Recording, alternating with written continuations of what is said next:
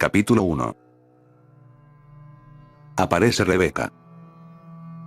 Desde el primer momento que entró al edificio por aquella puerta, sintió que aquel lugar tenía un algo diferente. Era como una oscuridad flotante, o algo que no podía definir, pero que estaba allí. Sabía que era algo que no había experimentado antes. Rebeca es doctora. Llegaba al Memorial Hospital para comenzar su entrenamiento en medicina interna. Había terminado en la escuela de medicina el mes anterior y por primera vez en sus 30 años de vida había salido de su casa. No podía imaginarse que las tragedias que presenciaría en aquel hospital la cambiarían a ella y el curso de su vida. Aquella oscuridad que percibía su espíritu parecía acecharla, esperarla.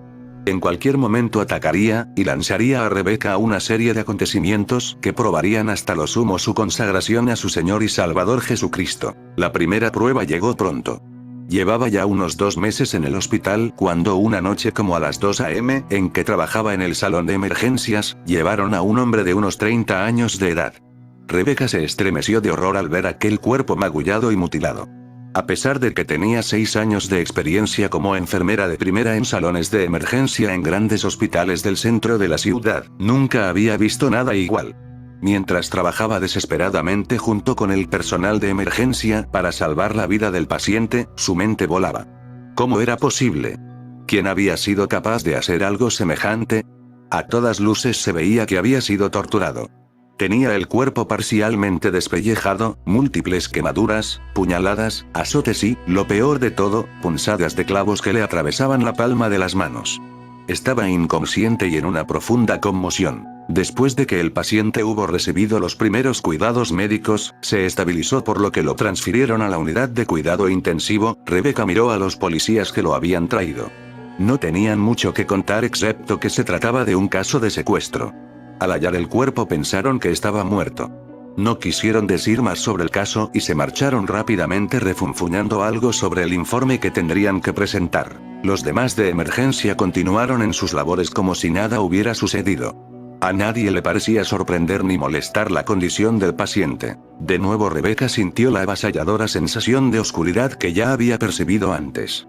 Se sentía muy intrigada y preocupada, pero no tardó en dejarse llevar de nuevo por la presión del trabajo. Nada de lo que había vivido hasta ese momento podía haberle sugerido siquiera la conmoción que le produciría el testimonio de aquel hombre, que no era otra cosa que un joven pastor. Tampoco sabía que el siguiente golpe lo recibiría uno de los pacientes a quien ella más apreciaba. Pero antes de seguir, veamos cómo el Señor había preparado a Rebeca para todo lo que tendría que enfrentar. Había tenido el gran privilegio y bendición de nacer en el hogar de unos fieles cristianos que oraban a diario por ella. Había aceptado a Jesús como Salvador a muy temprana edad, pero no sabía nada de lo que era caminar con él. Se había criado en un estricto y estrecho grupo religioso que no le había permitido entablar amistad ni interactuar con personas de fuera del mismo. Pero, extrañamente, siempre se había sentido rechazada por el grupo hasta el punto que nunca se sintió parte de él. Había sufrido burlas y escarnio en la escuela y dentro del grupo religioso. Había crecido con una profunda sensación de soledad. Además había sido enfermiza, y la niñez la había pasado entre la casa y el hospital. Luego, al crecer, se descubrió que tenía una enfermedad neuromuscular incurable y progresiva. Sus amantes padres le habían proporcionado estabilidad en la vida y sus oraciones la rodeaban y protegían, obviamente evitando que entrara en ese mundo de lo oculto que atrapa a tantos jóvenes con antecedentes similares. Durante el primer año en la escuela de medicina por fin llegó a entregarle al Señor todos los aspectos de su vida, y situó a Jesús no solo como su Salvador sino como el amo de su vida. Los 4 años en la universidad fueron duros no solo por la enfermedad neuromuscular sino también por la falta de dinero. Durante aquel tiempo Rebeca aprendió a confiar en el Señor, a caminar con Él día a día, a escucharle en lo profundo del alma, a seguir sus directrices, a recibir su sustento cotidiano. Antes de estudiar paramédico había sido enfermera registrada durante 7 años. Pero como resultado de la poderosa obra de Dios en su vida y de una cadena de milagros, había dejado la enfermería para volver a la escuela y estudiar paramédico. Cuando entró en el Memorial Hospital no sabía absolutamente nada de satanismo, ni sabía de la existencia de Elaine, una poderosa bruja que vivía cerca de allí. Jamás pensó que su caminar con Cristo en aquel hospital iba a causar tanta conmoción en el mundo espiritual que las fuerzas de las tinieblas llegarían a encolerizarse de tal manera que buscarían su muerte. En efecto, se vio envuelta en una lucha titánica cuando Elaine, una de las principales brujas de Estados Unidos, a la cabeza de otras brujas armadas de todo el poder y las habilidades de la brujería, trataron de matarla. El año de internado es el primer año de entrenamiento que recibe un médico que acaba de graduarse. Es con mucho el año de más intenso trabajo, y el más aterrador. Para Rebecca en el memorial no fue diferente que para los demás, excepto que estaba constantemente consciente de que había algo extraño pero indefinible en cuanto a aquel hospital. Nadie parecía notarlo, ni siquiera sus colegas cristianos. Desde el principio halló una asfixiante atmósfera de odio, murmuración y lucha en el departamento y, sin duda, en todo el hospital. Era un ambiente de extrema frialdad. Esto, además de las enormes presiones físicas y emocionales del año, lo usó el Señor para que ella se acercara mucho más a Él. Desde el principio notó una inusitada resistencia al Evangelio. Cada vez que hablaba de Cristo se negaban redondamente a escuchar. Es más, en sus primeros 6 meses en el hospital, la administración mandó a retirar las Biblias que los gedeones habían colocado en los cuartos de enfermos y colocó un aviso en cada estación de enfermería en el que advertía que cualquier empleado que fuera sorprendido evangelizando a los pacientes sería despedido en el acto. Y a cualquier pastor que fuera al hospital se le impedía visitar a quienes no fueran miembros de su iglesia. Si las enfermeras lo sorprendían evangelizando a otros pacientes, tenían la obligación de ordenar que los guardias lo sacaran del hospital y no lo dejaran entrar más. No se permitía servicio de capellanía, lo cual es inusitado. Era como si se estuviera haciendo un esfuerzo por impedir cualquier mención de cristianismo dentro del edificio del hospital. A Rebecca la asignaron primero a la unidad de cuidado intensivo. De inmediato se vio envuelta en un remolino de actividad. Trabajaba hasta 120 horas a la semana. Dado ese horario tan agotador, atribuía al cansancio el constante empeoramiento de sus condiciones físicas. Entonces el Señor empezó a poner en su corazón que debía ir al hospital 1 hora antes todas las mañanas para pasarla en oración por aquella institución y aquella ciudad, para que el Evangelio fuera proclamado y produjera fruto.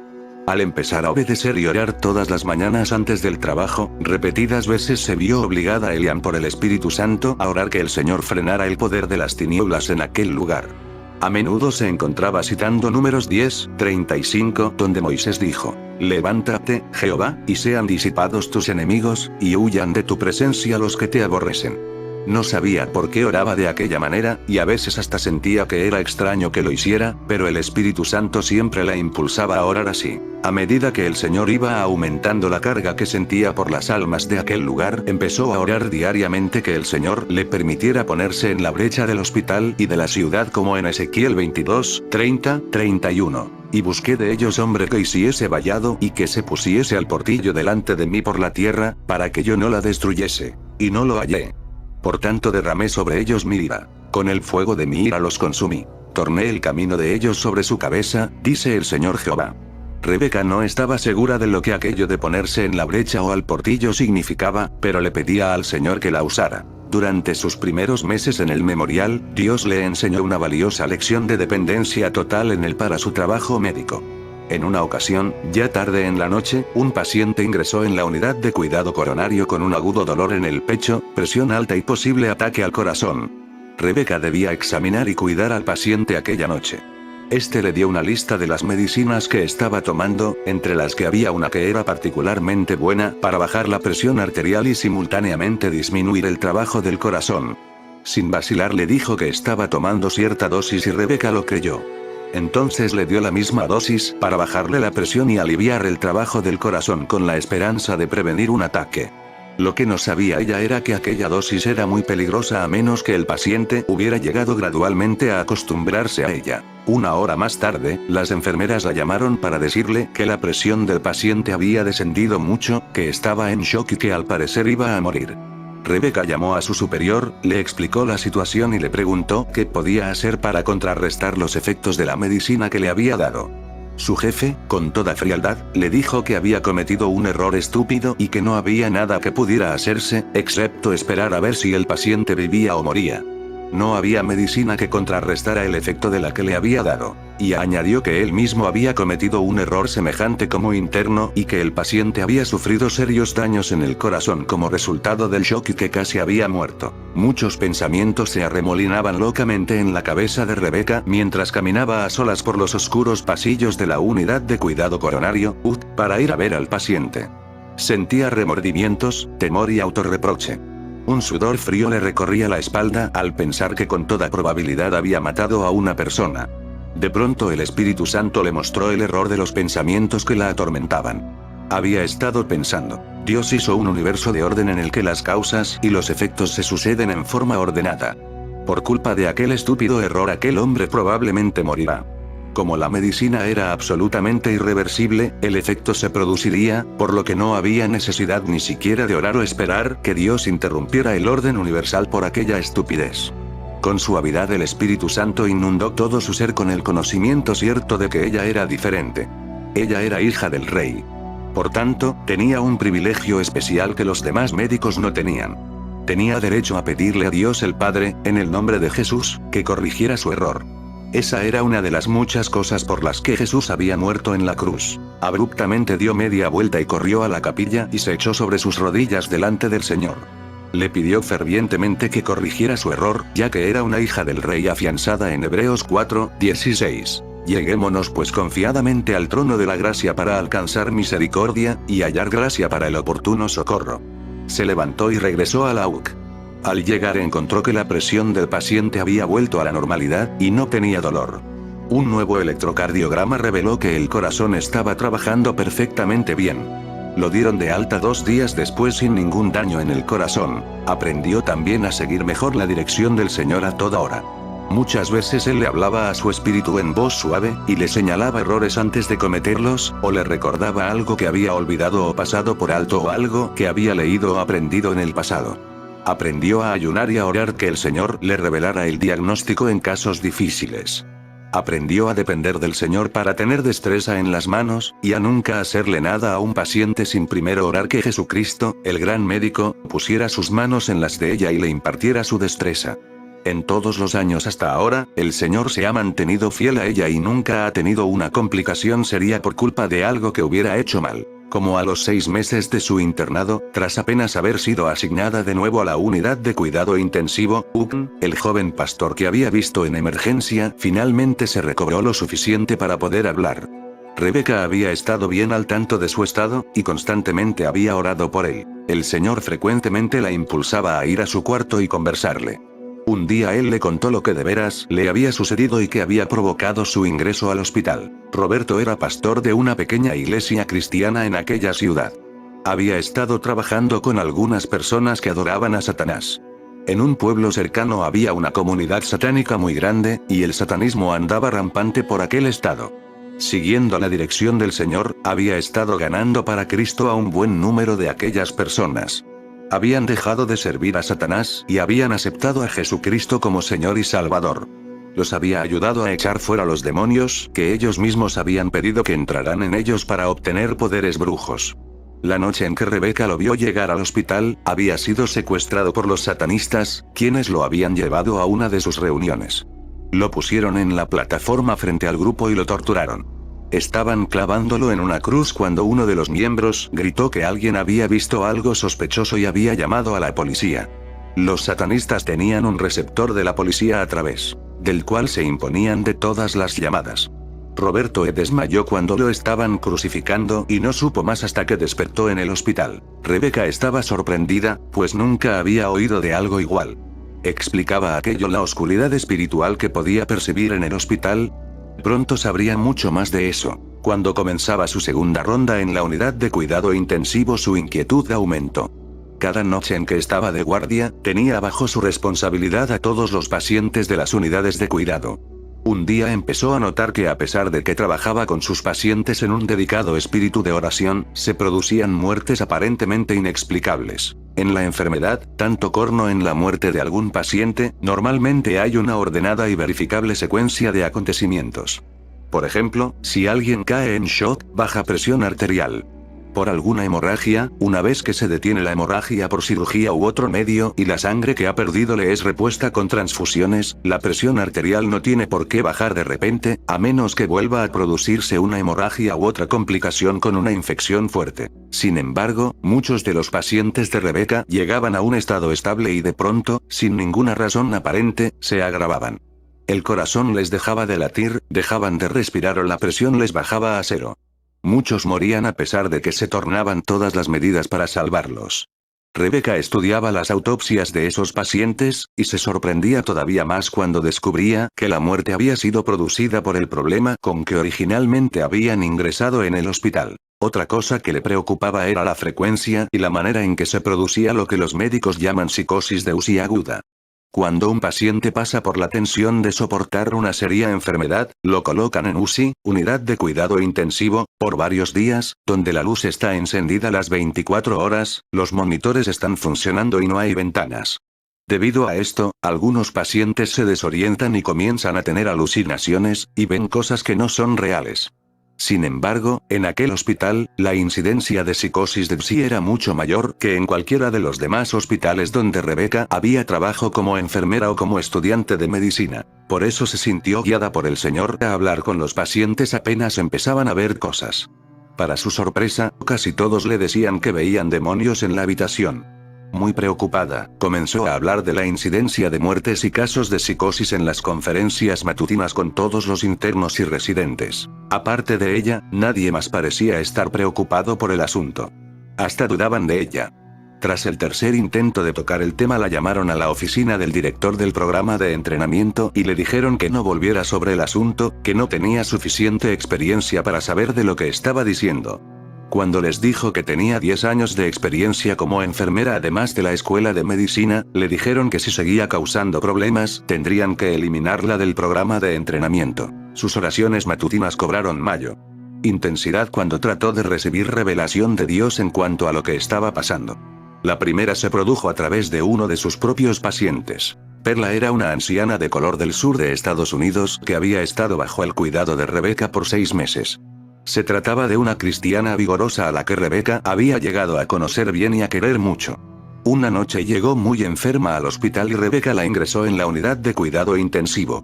A la siguiente mañana al dirigirse Rebecca a la UCI para hacer sus rondas, las enfermeras le comunicaron que Perla tenía psicosis de UCI. Rebecca se sorprendió porque sabía que la anciana era una cristiana fuerte, muy sufrida y que no se asustaba fácilmente. Al llegar al cuarto la encontró llorando. Cuando le preguntó por qué lloraba, Perla le dijo que si no la sacaba de la UCI de inmediato, aquella enfermera nocturna la mataría. Entonces le contó que la enfermera del turno de la noche había ido a hablar con ella para decirle que no era necesario luchar por seguir viviendo, que fácilmente reencarnaría a una siguiente vida, que llamaría al Poder Supremo para que viniera y la escoltara a la próxima bella vida. Cuando la enfermera puso sus manos en las suyas y pronunció palabras que tenían la resonancia de un idioma extranjero, ella reconoció que se trataba de un encantamiento. Dado su trasfondo cultural, ella sabía de vudú, magia negra y demonios. Afirmó haber visto demonios en el cuarto. Le dijo a Rebecca que estaba demasiado débil para seguir luchando y que sabía que si aquello se volvía a repetir esa noche, moriría. Rebecca quedó pasmada. Conocía a Perla lo suficiente para saber que no estaba mintiendo, y que tampoco estaba de algún modo fuera de sí. Pero la enfermera a la que ella se refería era nada menos que la encargada de la UCI en el turno de la noche. Era una señora mayor, agradable, atractiva y una profesional excelente. Era bien organizada, entendida y procuraba que los pacientes fueran bien atendidos. Era muy respetada por los médicos y las demás enfermeras. Aunque siempre le había parecido un tanto fría y retraída, creía que era por las presiones del trabajo. Nunca le había hallado ni siquiera una falta en su trabajo. Sabía que no podía hablar con ninguno de sus colegas sobre el problema porque iban a pensar que estaba loca. Tampoco podía acusar a la enfermera porque no tenía pruebas. En aquel tiempo Rebecca no sabía mucho de brujas y casi nada de demonios. Solo podía hacer una cosa: presentarle el problema al Señor en oración. Así, cada momento libre que tuvo ese día 10, pasó de rodillas en la capilla. Siempre estaba sola en la capilla porque nadie la usaba. Ya tarde en el día, el Señor le confirmó en su corazón que Perla estaba diciendo la verdad.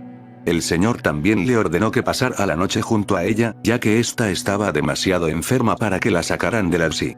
Y podría hacerlo porque esa noche no tenía guardia. Lo que sucedió habría de transformar para siempre su vida. Sentada junto a la cama de Perla, sin esperar que sucediera nada, sintió opresión demoníaca como jamás la había sentido. Ellen, la encargada de la UCI, no fue al cuarto de Perla aquella noche. Rebecca sintió que un tremendo poder invisible se proyectaba contra ella. Sintió como si una mano gigante tratara de aplastarla contra una pequeña mancha de grasa en el piso, como si una fuerza invisible estuviera tratando de chuparle la vida. Trató de razonar científicamente lo que sentía, de convencerse de que solo era su imaginación, pero no le valió de nada. Sintió que el cuerpo se le estaba debilitando tanto que apenas podía permanecer sentada. Perla 10 sintió también. Se tornaron de la mano, y Rebecca oró en voz baja que el Señor las protegiera con el escudo de la preciosa sangre de Jesús. Y lo han vencido a Satanás por la sangre del Cordero, y por la palabra de su testimonio. Aquella noche hubo una lucha tremenda, pero Perla sobrevivió y Rebecca la sacó de la UCI a la siguiente mañana. Las siguientes revelaciones llegaron pronto. Rebecca estaba dirigiendo un estudio bíblico esa semana con algunas de las enfermeras que había llevado al Señor. Una de ellas, Jean, se puso un día a hablarle del satanismo con el que había estado relacionada antes de su conversión. Le dijo que Ellen la había estado entrenando para medium y que estaba a punto de iniciarse en el grupo cuando ella le habló del Señor. Como resultado, había aceptado a Jesucristo como Señor y Salvador y no había querido saber más de Ellen y las demás satanistas. Por todo esto, Jean tenía mucho miedo de Ellen y sus amigas. Dijo que se había enterado de que Ellen consideraba una tarea especial cuidar de los enfermos más graves de la UCI. Mientras lo hacía, conversaba con ellos y les decía que no había necesidad de que lucharan por seguir viviendo, ya que pronto reencarnarían a la siguiente vida y no tendrían más sufrimientos. Entonces, con su consentimiento o sin él, les imponía las manos e invocaba espíritus demoníacos, a los que llamaba poderes superiores, para que fueran y condujeran a aquellos pacientes a la próxima vida. A menudo los pacientes se agravaban y morían. Jean temía contarlo porque la jefe de las enfermeras y los médicos tenían muy buen concepto de Ellen, y sabía que no le creerían. Es más, después de entregarse a Cristo, Jean se las arregló para que la transfirieran a otro turno en que no tuviera que trabajar con Ellen. Habló de la comunidad ocultista que había cerca de la ciudad y que era uno de los mayores centros de distribución de literatura del ocultismo en los Estados Unidos. Era, además, un inmenso campo de adiestramiento de brujas y tenía incluso una iglesia satánica. Le confirmó todo lo que el joven pastor le había dicho y temía que a ella le sucediera lo mismo. Nadie en los alrededores tomaba en serio a aquella comunidad, pero eso era precisamente lo que Satanás quería. Rebecca se enteró también por varias otras fuentes que otras enfermeras y médicos del hospital estaban envueltos en el ocultismo y en culto y la comunidad satánicos. Le presentó el asunto al Señor y recibió confirmación. Se puso a estudiar la Biblia con fervor para aprender más de Satanás y los demonios. Así supo que la gente podía ser poseída por demonios y podían utilizar poderes demoníacos para hacer cualquier cosa. Fue en ese punto que comenzó el estado de guerra activo contra Ellen y los demás satanistas que trabajaban en el hospital. En sus períodos de oración matutinos, comenzó a pedirle al Señor que atara los poderes demoníacos en aquel lugar y en las personas que ella sabía que participaban. Todos los días por la noche antes de salir del hospital, pasaba por la UCI y otros pabellones, y quieta pero a viva voz imponía autoridad sobre los espíritus demoníacos que estuvieran allí ya o que fueran a estar por aquellos lugares durante el resto del día y de la noche, y los ataba con el poder del nombre de Jesucristo. Le pedía también al Señor que escudara de las fuerzas demoníacas a los pacientes. Muchas noches en que estaba de guardia, la llamaban a la UCI, o a algunos de los pabellones a atender a algún paciente que había empeorado. A medida que Dios le fue dando discernimiento en cuanto a qué problemas se debían a interferencias demoníacas, fue aprendiendo a afianzarse en Lucas 10:19. He aquí yo os doy potestad de hollar sobre las serpientes y sobre los escorpiones y sobre toda fuerza del enemigo, y nada os dañará, y sobre Marcos 16:17. Y estas señales seguirán a los que creyeren. En mi nombre echarán fuera demonios. Muchas veces tenía que pararse junto a la cama de un paciente y batallar en oración silenciosa, imponiéndose a los demonios y ordenándoles salir de allí, e invocando la protección del Señor Jesucristo sobre el paciente, mientras Ellen, u otra de las enfermeras que eran brujas, estaban al otro lado de la cama, dirigiendo todo el poder demoníaco de que disponían contra ella y el paciente. Por supuesto, empleaba todos sus conocimientos de medicina para tratar de detener el mal curso de la enfermedad, pero pronto aprendió que ni todos sus conocimientos servían si no los combinaba en la batalla espiritual con la oración. Como era de esperarse, a Helen, a Satanás y a las otras brujas no les gustaba para nada las actividades de Rebeca. La batalla arreció. Rebeca trató de poner al tanto de lo que sucedía a un par de compañeros de trabajo que eran cristianos, pero no le creyeron. Le dijeron que estaba enferma y agotada, y que se estaba imaginando cosas. A medida que la batalla arreciaba, su enfermedad neuromuscular empeoró. Se puso, entonces, bajo el cuidado de uno de los mejores médicos del hospital. Pero a pesar de sus oraciones y el esfuerzo del médico, se dio cuenta que se estaba muriendo. Por fin, en el último día de su año de internado, se puso tan mal que no pudo seguir trabajando. Consultó con varios de los especialistas que la habían tratado, quienes le dijeron que en su opinión no le quedaba mucho de vida. Le preguntaron si quería que la ingresaran en aquel hospital o prefería regresar a su pueblo. Optó por regresar. Salió de aquella ciudad y de aquel hospital pensando que jamás volvería. Se sentía agobiada y apesadumbrada por las tantas personas de aquel lugar que estaban cautivas de los poderes de las tinieblas. Los próximos 30 días fueron días de agonía. La enfermedad progresó al extremo de estar tan débil que no podía caminar, y ni siquiera bajar sola de la cama. Pero en todo tuvo una total y hermosa paz. Jesús estaba al timón, y eso era lo que importaba. En sus noches de desvelo a causa del intenso dolor, disfrutaba la dulce comunión con el Señor y fervientemente esperaba que pronto Él se la llevaría. Un día, hacia el final de aquel largo mes, el pastor de su iglesia, el pastor Pat, la fue a visitar. Como era un hombre de Dios, el pastor Pat no se conformaba con la certeza de que Rebeca iba a morir, y presentó el caso ante el Señor en oración. Fue a hablar con ella y le dijo que el Señor le había revelado que su voluntad no era que muriera. Sé que esto puede sonar ridículo, pero creo que el Señor me ha revelado que estás bajo el ataque de un poderoso grupo de brujas. Tu enfermedad ha empeorado mucho por los poderes demoníacos que te están lanzando. ¿Es posible? ¿Has estado en contacto con algunas brujas? Al instante Rebeca comprendió. ¿Cómo no había relacionado su estado con la batalla que había estado librando contra los satanistas del hospital? Como nunca le había contado al pastor Pat sus experiencias, le refirió los acontecimientos del año anterior. Pat se paseó de un lado a otro muy preocupado. Luego se volvió y le dijo: yo sé que no es la voluntad del Señor que tú mueras. No cabe duda que tu enfermedad es causada por brujería. Tenemos que orar y contener el poder de esas brujas. Y sí que oró. No solo el pastor, sino los ancianos y unos 200 miembros de su iglesia ayunaron y oraron las 24 horas del día toda una semana. Intercedieron por Rebeca, y le pidieron al Señor que la escudara y quebrantara el poder de las brujas que había sido dirigido contra ella.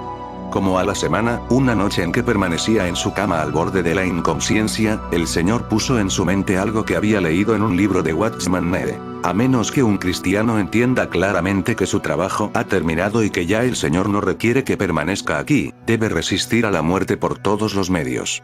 Si los síntomas de la muerte aparecen en su cuerpo antes de que su labor haya terminado, definitivamente debe resistir a la muerte y sus síntomas. Aceptar simplemente, por el ambiente, la condición física y las emociones, que nuestro tiempo ha llegado es un error de nuestra parte. Mejor busquemos una indicación definitiva del Señor. Como vivimos para Él, debemos morir para Él. Cualquier llamada a partir que no proceda del Señor debe ser resistida. Para vencer a la muerte, los creyentes deben de pasar de una actitud de sumisión a una actitud de resistencia. A menos que nos despojemos de nuestra pasividad, no podremos derrotar a la muerte. Ella se burlará de nosotros y finalmente se producirá un inoportuno fin. Muchos santos hoy día confunden la pasividad con la fe. Razonan que lo han puesto todo en las manos de Dios. Si no tienen que morir, ellos salvará. Si tienen que morir, sin duda permitirá que mueran. Hágase la voluntad de Dios. Suena correcto, pero ¿es eso fe? No. Es simplemente pasividad perezosa. Cuando no sabemos cuál es la voluntad de Dios, es correcto decir: no se haga mi voluntad sino la tuya. Lucas 22:42. Esto no quiere decir que no tengamos que orar específicamente, dejando que nuestras peticiones sean conocidas de Dios. No debemos someternos pasivamente a la muerte, porque Dios nos ordena actuar en correlación con su voluntad. A menos que sepamos definitivamente que Dios quiere que muramos, no debemos permitir pasivamente que la muerte nos subyugue. Más bien debemos cooperar activamente con la voluntad de Dios resistiéndola. ¿Por qué debemos adoptar una actitud así? La Biblia trata a la muerte como nuestra enemiga, LK 15:26. A medida que el Señor traía a su memoria aquel pasaje, el Espíritu Santo le dijo que no era la voluntad del Padre que muriera, pues todavía tenía mucho que hacer. Debía levantarse, resistir a Satanás, rechazar la enfermedad y la muerte. Le costó un poco hacerlo, porque en lo más íntimo de su corazón no quería vivir. No deseaba seguir luchando, sino ir al cielo con el Señor y disfrutar la paz y el gozo que allí le esperaban. Pero la quieta y suave voz del Espíritu Santo fue insistente. Al fin, con muchas lágrimas, se irguió sobre la roca, comenzó a reprender a Satanás y a ordenarle en el nombre de Jesús que se fuera, que no iba a seguir aceptando la enfermedad que había enviado contra ella, y que no iba a aceptar la muerte. Más tarde el Señor le reveló que la única razón por la que se había manifestado aquella noche para que se levantara y luchara contra la muerte, había sido la poderosa intercesión del pastor Pat y la gente de la iglesia. La enfermedad le había dañado tanto los músculos que tardó 3 meses en recuperarse. Pero el Señor la levantó y la sanó completamente. Así que regresó al Memorial Hospital para terminar sus últimos 2 años de entrenamiento, lista al fin para el encuentro que el Señor le había estado concertando con Elaine, la bruja principal que había intentado matarla.